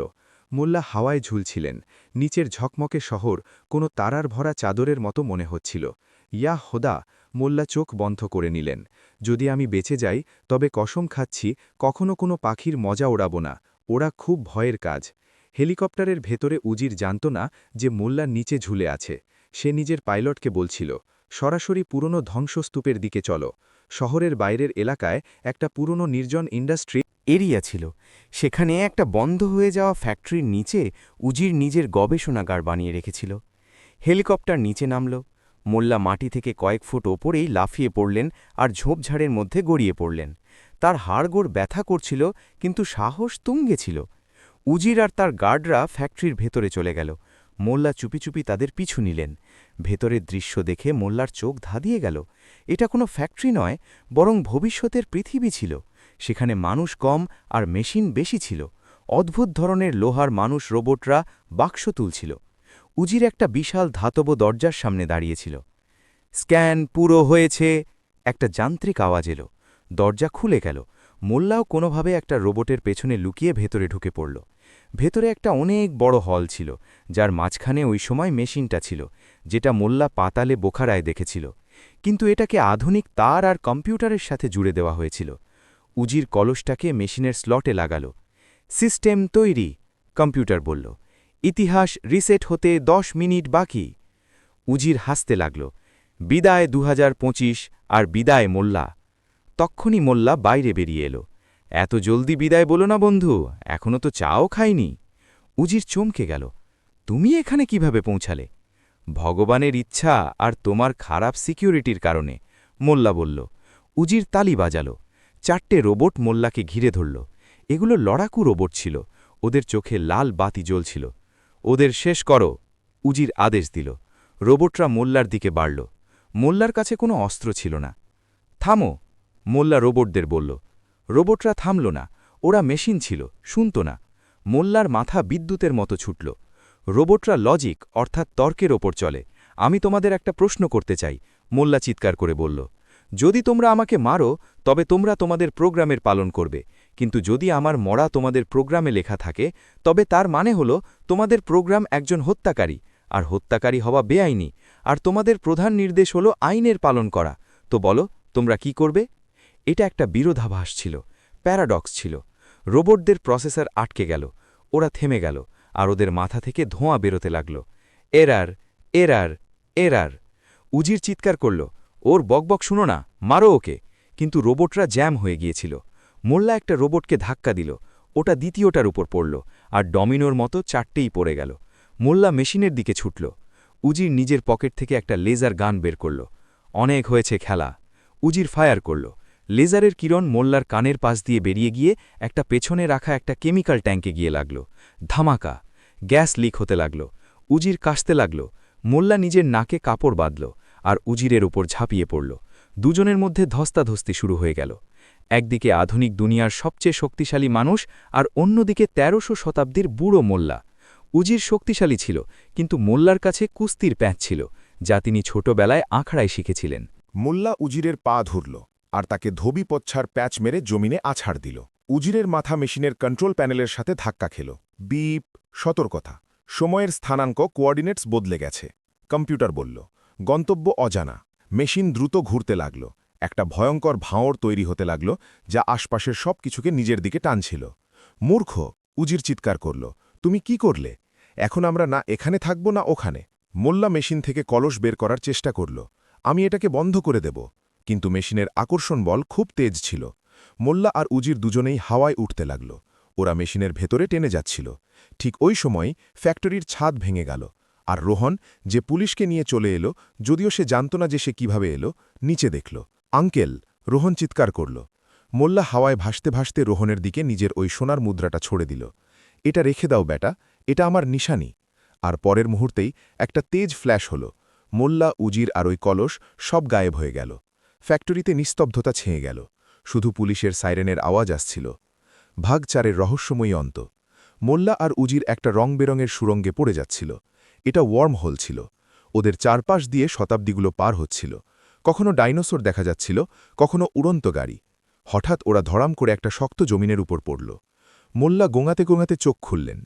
আমরা কি বোখারায় ফিরে এলাম? মোল্লা ভাবলেন। কিন্তু যখন তিনি সামনে দেখলেন তখন ওনার গায়ের লোম খাড়া হয়ে গেল। ওরা একটা বিশাল লাল রঙের মরুভূমিতে ছিল, কিন্তু বালি লাল রঙের ছিল। আকাশে দুটো চাঁদ জ্বলছিল, আর সামনে যে প্রাণীরা দাঁড়িয়েছিল ওরা মানুষ ছিল না, ওরা সবুজ রঙের ছিল। ওদের 3টে চোখ ছিল, আর ওরা লেজার বল্লম ধরেছিল। উজিরও পাশেই পড়েছিল। সেই দৃশ্য দেখল আর অজ্ঞান হয়ে গেল। মোল্লা নিজের ধুলো ঝাড়লেন আর ওই এলিয়েনদের দিকে তাকিয়ে হাত নাগলেন। সালাম আলাইকুম ভাইজান, এখানে কি আশপাশে কোনো ভালো চায়ের দোকান মিলবে? আর রাস্তা বলার সময় এটাও বলে দেবেন যে আমরা পৃথিবীর কোন অংশে আছি, নাকি আমরা পৃথিবীতে আদৌ আছি কিনা। একটা এলিয়েন সামনে বাড়ল আর নিজের অদ্ভুত ভাষায় বলল, গ্লিবি গ্লোব জর্ব। মোল্লা উজিরকে কনুই দিয়ে গুঁতো মারলেন। ওঠো উজির, মনে হয় তোমার ইংলিশ এখানে চলবে না, এখানে তো জর্ব চলে। মোল্লা বুঝতে পারলেন যে মেশিন বিগড়ে যাওয়ায় ওরা না তো অতীতে গেছে, না ভবিষ্যতে, বরং ওরা মঙ্গল গ্রহ বা অন্য কোনো দুনিয়ায় পৌঁছে গেছে। আর এই সব হল ওই কলসটার কারণে, যেটা এখনও মোল্লার হাতে ছিল আর অদ্ভুতভাবে জ্বলছিল। মোল্লা নাসিরুদ্দিন এখন মঙ্গল গ্রহে এলিয়েনদের মাঝে ফেসে গেছেন। এলিয়েনদের রাজা মোল্লাকে নিজের নতুন ভগবান ঘোষণা করে দিয়েছে, কিন্তু শর্ত হল এই যে মোল্লাকে ওনাদের শুকনো নদীতে জল ভরতে হবে। আর উজির এলিয়েনদের উস্কে দিয়ে মোল্লার বিরুদ্ধে সেনা তৈরি করে নিয়েছে। মহাকাশে মোল্লার শেষ লড়াই। মোল্লা কি পৃথিবীতে ফিরে আসতে পারবেন? মোল্লার বুদ্ধি কি এলিয়েনদের প্রযুক্তিকে মাত দিতে পারবে, নাকি ওরা চিরকালের জন্য নক্ষত্রদের মাঝে হারিয়ে যাবে? কাহিনীর রোমাঞ্চকর অন্তের জন্য পড়তে থাকুন সালাম ভয়েস। বুদ্ধির লড়াই কি শুধু মানুষদের মধ্যেই সীমাবদ্ধ, নাকি ব্রহ্মাণ্ডের অন্য কোণেও মোল্লার খিচুড়ি পাকতে পারে? লাল বালি, দুটো চাঁদ আর 3 চোখের অদ্ভুত প্রাণীদের মাঝে ঘেরা মোল্লা নাসিরুদ্দিন এখন নিজের জীবনের সবচেয়ে বড় বাজি খেলতে যাচ্ছেন। উজির এলিয়েনদের এটা বিশ্বাস করিয়ে দিয়েছে যে সে ওনাদের মাসিগা আর মোল্লা একজন শয়তান। সাজা ঠিক হয়ে গেছে, মোল্লাকে অনন্ত খাইতে ছুঁড়ে ফেলে দেওয়া হবে। কিন্তু মোল্লার কাছে এখনও একটা টেক্কা বাকি আছে, ওই জাদুই কলস, যার আসল সত্য এখনও পর্যন্ত কেউ জানে না। মোল্লা কি পৃথিবীতে ফিরে আসতে পারবেন, নাকি বোখারার গলিগুলো চিরকালের জন্য খাখা করবে? বুক বেঁধে বসুন, কারণ এই শেষ সফরে শুধু মাধ্যাকর্ষণই নয়, সময়ও উল্টে যেতে চলেছে।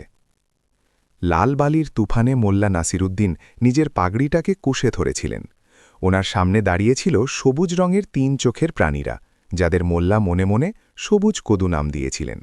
ওরা বল্ল মুচিয়ে দাঁড়িয়েছিল। উজির, যে কিছুক্ষণ আগে অজ্ঞান ছিল, এখন জ্ঞান ফিরে এসেছে, আর নিজের স্বভাব অনুযায়ী সে পরিস্থিতির ফায়দা তোলা শুরু করে দিয়েছিল। উজির নিজের ভাঙাচোরা বৈজ্ঞানিক জ্ঞান ব্যবহার করে ওই প্রাণীদের ইশারা করল। সে নিজের কবজি ঘড়ি, যেটা 2025 থেকে ওনার কাছে ছিল, দেখালো, যাতে আলো জ্বলছিল। এলিয়েনরা, যারা প্রযুক্তিগতভাবে তো উন্নত ছিল, কিন্তু এমন জিনিসের সাথে পরিচিত ছিল না, উজিরকে কোনো জাদুকর বা দেবতার দূত মনে করতে লাগল। দেখো মোল্লা, উজির এলিয়েনদের ভাষা, যা অদ্ভুত ক্লিক ক্ল্যাক আওয়াজ ছিল, বোঝার নাটক করে বলল, আমি ওনাদের বুঝিয়ে দিয়েছি যে আমি সূর্যের ছেলে, আর তুমি আমার গোলাম, যে আমার বিরুদ্ধে বিদ্রোহ করেছ। মোল্লা নিজের ধুলো ঝাড়লেন। বাহ উজির, পৃথিবীতে মিথ্যে বলতে বলতে তোমার পেট ভরেনি যে এখন মঙ্গল গ্রহেও দোকান খুলে বসলে? যাই হোক, ওনাদের বলে দাও যে সূর্যের ছেলে প্রায় রোদে কালো হয়ে যায়, কিন্তু তুমি তো ডরের চোটে হলুদ হয়ে যাচ্ছ। তখনই এলিয়েনদের ভিড় সরে গেল, আর এক বিশালকায় প্রাণী সামনে এলো। ও বাকি সবার চেয়ে লম্বা ছিল, আর ওর মাথায় একটা ঝকঝকে পাথরের মুকুট ছিল। এটা ওনাদের রাজা জর্গ ছিল। জর্গ মোল্লা আর উজিরকে খুঁটিয়ে দেখল। ওর তৃতীয় চোখ, যা কপালে ছিল, লেজারের মতো জ্বলছিল। ও নিজের মাথা দিয়ে সরাসরি ওনাদের মাথায় বার্তা পাঠাল। এটা টেলিপ্যাথি ছিল। তোমরা কারা, আর আমাদের পবিত্র লাল ময়দানে আকাশ থেকে কেন পড়েছ? জর্গের আওয়াজ ওনাদের মাথার ভেতরে প্রতিধ্বনিত হল। উজির সঙ্গে সঙ্গে হাঁটু গেড়ে বসে পড়ল। মহান রাজা, আমি উজির, পৃথিবীর স্বামী। আমি আপনার জন্য সেই শক্তি নিয়ে এসেছি যা আপনার শুকনো নদীগুলোকে ভরিয়ে দেবে। কিন্তু এই বুড়ো লোকটা, মোল্লার দিকে ইশারা করে, একজন চোর, ও ওই জাদুই কলসটা চুরি করে নিয়েছে। মোল্লার হাতে তখনও ওই নূরে ইলাহি কলসটা ছিল। জর্গ কলসটাকে দেখল। ওর চোখে লাল আলো এলো। লোভ নয়, বরং এক অদ্ভুত চেনা ভাব ছিল। দ্য ওরিয়ন, রাজা মনে মনে বলল, এটা তো আমাদের পূর্বপুরুষদের হারিয়ে যাওয়া প্রযুক্তি। জর্গ আদেশ দিল। সৈনিকরা মোল্লাকে ঘিরে ধরল আর ওনার হাত থেকে কলসটা ছিনিয়ে নিল। একে কালো গুহায় ফেলে দাও, জর্গ মোল্লার জন্য ভয়সালা শোনাল। আর এই দ্বিতীয় লোক উজিরকে আমাদের গবেষণাগারে নিয়ে চলো। যদি এ সত্যি বলছে, তবে আমরা একে স্বাগত জানাব, যদি মিথ্যে, তবে একে আমাদের পোষা লাভা পোকাদের ভোজন বানিয়ে দেওয়া হবে। কালো গুহার কয়েদি। মোল্লাকে একটা গভীর অন্ধকার গুহায় ধাক্কিল দেওয়া হলো। এই গুহা পাথর দিয়ে নয়, বরং কোনো ধাতু দিয়ে তৈরি মনে হচ্ছিল। এখানে মাধ্যাকর্ষণ বা গ্র্যাভিটি কম ছিল, তাই মোল্লা হাওয়ায় একটু ভাসছিলেন। দারুণ! মোল্লা হাওয়ায় ভাসতে ভাসতে নিজের পা ছড়ালেন। কমপক্ষে এখানে হাড়ের গাঁটের ব্যথা হবে না। কিন্তু মোল্লা জানতেন যে পরিস্থিতি গম্ভীর। উজিরের কাছে এখন এলিয়েনদের শক্তি ছিল, আর মোল্লা ছিলেন নিরস্ত্র। কলসও চলে গিয়েছিল। তখনই অন্ধকারে একটা আওয়াজ এলো, তুমি পৃথিবী থেকে এসেছ না? মোল্লা চমকে গেলেন। কে? এখানেও কি কোনো হিন্দুস্তানি আছে? অন্ধকারের কোণ থেকে একটা বুড়ো এলিয়েন বাইরে এলো। ওকে দুর্বল লাগছিল, আর ওর একটা চোখে পট্টি বাঁধা ছিল। আমি জিম্বু। এলিয়েন টেলিপ্যাথি দিয়ে বলল, আমি প্রাক্তন রাজার উপদেষ্টা ছিলাম। জর্গ তখত উল্টে দিয়ে গদি দখল করে নিয়েছে। ও একজন নিষ্ঠুর শাসক। ও ওই কলসটাকে, যেটাকে তুমি নূরে ইলাহি বলছ, ওটাকে ব্যবহার করে এই গ্রহকে হাতিয়ার বানাতে চায়। মোল্লা জিজ্ঞেস করলেন, কিন্তু ওই কলসটা আসলে কি? বোখারার মানুষ বলতো যে ওতে ভবিষ্যতের জল আছে। ওটা জল নয়, জিম্বু বুঝিয়ে বলল। ওটা একটা টেরাফর্মিং ডিভাইস, অর্থাৎ গ্রহকে বদলে দেওয়ার মেশিনের বীজ। আমাদের পূর্বপুরুষেরা এটাকে অন্য গ্রহগুলোকে থাকার যোগ্য করার জন্য ব্যবহার করতেন। এটা বায়ুমণ্ডল থেকে আর্দ্রতা টেনে নিয়ে মেঘ আর নদী বানাতে পারে। কিন্তু যদি এর ভুল ব্যবহার হয়, তবে এটা পুরো গ্রহের আর্দ্রতা শুষে নিয়ে তাকে পাথরে পরিণত করবে। মোল্লার মাথা ঠন ঠন করে উঠল। উজির আর জর্গ মিলে ধ্বংসলীলা চালাবে, আর যদি ওরা ওই কলসটাকে ভুলভাবে খোলে, তবে হয়তো পৃথিবীর বায়ুমণ্ডলও বিপদে পড়ে যেতে পারে, কারণ কলসটার সংযোগ তখনও পৃথিবীর ওই পোর্টালের সাথে ছিল। আমাকে বাইরে বেরোতে হবে, মোল্লা বললেন। জিম্বু ভাই, তোমার কাছে কোনো গুপ্ত রাস্তা আছে? জিম্বু দুঃখের সাথে বলল, রাস্তা তো আছে, কিন্তু সেটা ধাঁধার দরজার ভেতর দিয়ে যায়। সেটা কেবল সেই খুলতে পারে যার কাছে শূন্যের জ্ঞান আছে। মোল্লা হাসলেন। শূন্য? আরে আমার তো পুরো জীবন আর আমার পকেট দুটোই শূন্যের ইদগিদ ঘরে। রাস্তা দেখাও। ধাঁধার দরজা। জিম্বু মোল্লাকে গুহার পেছনের অংশে নিয়ে গেল। সেখানে একটা দেওয়ালে অদ্ভুত সব গাণিতিক প্রতীক বা সিম্বলস তৈরি ছিল। দেওয়াল কথা বলে উঠল, সেটা কি যা তোমার কাছে আছে, কিন্তু অন্যরা ওটা তোমার চেয়ে বেশি ব্যবহার করে? যদি তুমি ভুল উত্তর দাও, তবে দেওয়াল তোমাকে পিষে ফেলবে। মোল্লা এক পলকও ভাবলেন না। আমার নাম মোল্লা নাসিরুদ্দিন। আমার কাছে আছে, কিন্তু পুরো পৃথিবী এটা ব্যবহার করে গল্প শোনাতে আর আমাকে ডাকতে। দেওয়ালের বাতিগুলো সবুজ হয়ে গেল। দরজা খুলে গেল। জিম্বু অবাক ছিল। এত জলদি? আমাদের সবচেয়ে বড় বিজ্ঞানীরা এটা সমাধান করতে বছর লাগিয়ে দিত। বিজ্ঞানীরা মাথা খাটায়, আমি শুধু সত্যি কথা বলি, চায় তা যতই তেতো বা অদ্ভুত হোক। গবেষণাগারে হাঙ্গামা। ওদিকে রাজকীয় গবেষণাগারে উজির জর্গকে বোঝাচ্ছিল যে কলসটাকে কিভাবে সক্রিয় করা যায়। মহান জর্গ, উজির বলল, এই কলসের উপর একটা কোড আছে। আমার মনে হয় আমাদের এটাকে লেজার দিয়ে কাটা উচিত। জর্গ রাজি হয়ে গেল। সে নিজের সবচেয়ে শক্তিশালী লেজার কামান কলসের দিকে তাক করল। মোল্লা আর জিম্বু ভেন্টিলেশন শ্যাফট অর্থাৎ ভেন্টিলেটর দিয়ে উকি মারছিলেন। না! জিম্বু ঘাবড়ে গেল। যদি লেজার লাগে তবে কলস ফেটে যাবে, আর আমরা সবাই বাষ্প হয়ে যাব। মোল্লা নিজের পকেট হাতড়ালেন। ওনার কাছে কিছুই ছিল না, কেবল ওই শুকনো জিলিপির টুকরোটা ছাড়া, যেটা তিনি ভাগ একে পেয়েছিলেন, আর যেটাকে তিনি তাবিজ মেনে সাথে রেখেছিলেন। এই টুকরোটা পাথরের মতো শক্ত হয়ে গিয়েছিল। জিম্বু মোল্লা বললেন, তুমি কি আমাকে ওই লেজার কামানের ঠিক ওপর ছুঁড়ে দিতে পারো? এখানে মাধ্যাকর্ষণ কম। চেষ্টা করতে পারি, জিম্বু বলল। যেমনই জর্গ লেজার ফায়ার করার জন্য বোতাম টিপল, মোল্লা হাওয়ায় উঠতে উঠতে নিচে এলেন। থামো সবুজ কদু! মোল্লা চিৎকার করলেন। তিনি ওই শক্ত জিলিপির টুকরোটা লেজারের নলের ভেতর ফাঁসিয়ে দিলেন। ধুম! লেজার ভেতরেই ফেটে গেল। মেশিন থেকে ধোঁয়া বেরোতে লাগল। জর্গ আর উজির কাশির চোটে বেহাল হয়ে গেল। গবেষণাগারে হুড়োহুড়ি পড়ে গেল। মোল্লা ধড়াম করে কলসের কাছে পড়লেন। তিনি কলসটা তুলে নিলেন। ধরো ওকে! জর্গ চিৎকার করল। উজির একটা লোহার রড তুলে নিল আর মোল্লার দিকে দৌড়াল। আজ নয় মোল্লা, আজ আমি আমার কাহিনী নিজেই লিখব। মোল্লা আর উজিরের মধ্যে আবার লড়াই শুরু হয়ে গেল। কিন্তু এবার মোল্লা শক্তি নয়, বরং কলসটার ব্যবহার করলেন। তিনি কলসের ঢাকনা একটুখানি খুললেন। কলসের ভেতর থেকে এক ভয়ঙ্কর ঝড় বেরোল। এই ঝড় হাওয়ার নয়, বরং বিশুদ্ধ অক্সিজেনের ছিল। মঙ্গল গ্রহের মতো পরিবেশে, যেখানে অক্সিজেন কম ছিল, এই বিশুদ্ধ হাওয়ার ঝাপটা সবাইকে নেশার মতো এক অনুভূতি দিল। জর্গ আর তার সৈনিকরা টলতে লাগল। বেশি অক্সিজেনের কারণে ওনাদের মাথা ঘুরতে শুরু করেছিল, যেমন মানুষদের কম অক্সিজেনে হয়। উজিরও ঝুমতে লাগল। আরে দুনিয়া কত রঙিন! সে হাসতে লাগল। মোল্লা নিজের নাক বন্ধ করে রেখেছিলেন, কারণ তিনি নিঃশ্বাস আটকে রেখেছিলেন। ক্লাইম্যাক্স, ফেরার পোর্টাল। জিম্বু কন্ট্রোল প্যানেল সামলাল। মোল্লা, কলসের শক্তি একটা ওয়ার্ম হোল খুলে দিয়েছে, কিন্তু এটা শুধু কয়েক সেকেন্ডের জন্য খোলা আছে। তোমাকে যেতে হবে। সামনে হাওয়ায় একটা নীল গোলা তৈরি হয়ে গেল। তার ওপরে বোখারার মিনারগুলো দেখা যাচ্ছিল। মোল্লা উজিরের কলার ধরলেন। চলো বেটা, তোমার ছুটি শেষ হলো।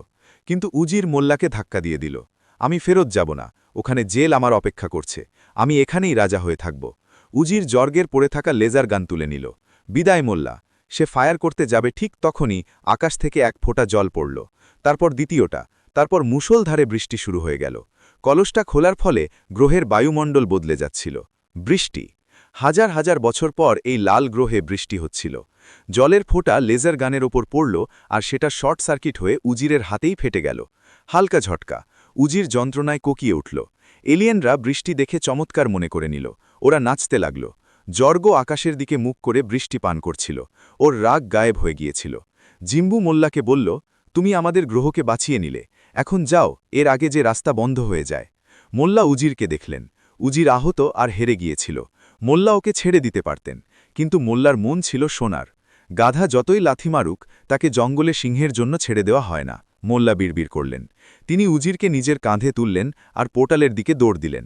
যেমনই ওরা পোর্টালের কাছে পৌঁছালেন, মাধ্যাকর্ষণ ওনাদের টেনে নিল। সা করে ওরা দুজনেই গায়েব হয়ে গেল। পোর্টাল বন্ধ হয়ে গেল। মঙ্গল গ্রহে এখন শুধু বৃষ্টির সঙ্গীত আর মোল্লার স্মৃতিগুলো বাকি ছিল। ঘরে ফেরা আর সত্য। ধরাম। মোল্লা নাসিরুদ্দিন আর উজির ওই রাজকীয় খাজানার ঘরে পড়লেন, যেখান থেকে এই সব শুরু হয়েছিল।